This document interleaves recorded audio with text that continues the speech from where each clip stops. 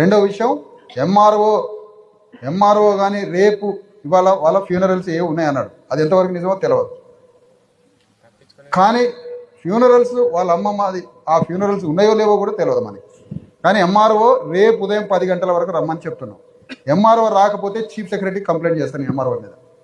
Collector complaint చేస్తా. MRO తన పరిధిలో అన్యాయంగా ఒక అమ్మాయి చనిపోతే ఫలానా వాడి చేతిలో చనిపోయి కేసు కూడా గవర్నమెంట్ పోలీసులు కేసు పెడితే వెంటనే ఎంఆర్ఓ వచ్చి ఈ కుటుంబానికి నిలబడి ఈ కుటుంబానికి కావాల్సిన కనీస సహాయ సహకారాలు చేయాల్సి ఉంది. ఎంఆర్ఓ తన చేతిలో ముందు 10,000 రూపాయలు ఇచ్చి ఫస్ట్ కుటుంబానికి జరిగేటువంటి కార్యక్రమాలను చేయాలి.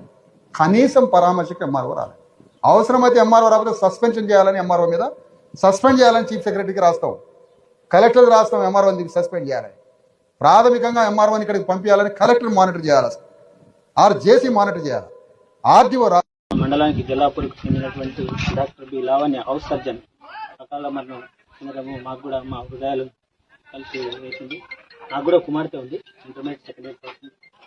కాబట్టి ముందు ఈ సంఘటన వాళ్ళ కుటుంబానికి ప్రగాఢ సానుభూతి తెలుపుతూ తహసీల్దార్ ఆఫీస్ పరంగా వారి వివరాలను తీసుకొని జిల్లా కలెక్టర్ గారికి వారికి అన్ని విధాల ప్రభుత్వం తరఫున ఆదుకునేటట్టు మేము నివేదికలు పంపిస్తాము.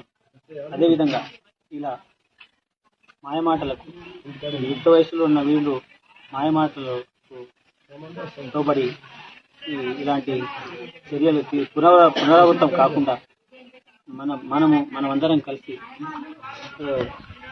దీనిపైన పోరాడాల్సిన అవసరం.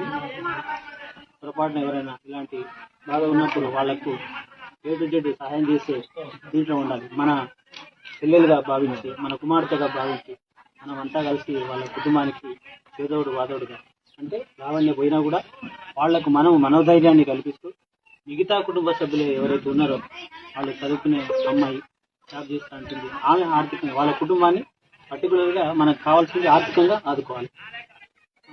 ఆ ఆర్థికంగా ఆదుకునే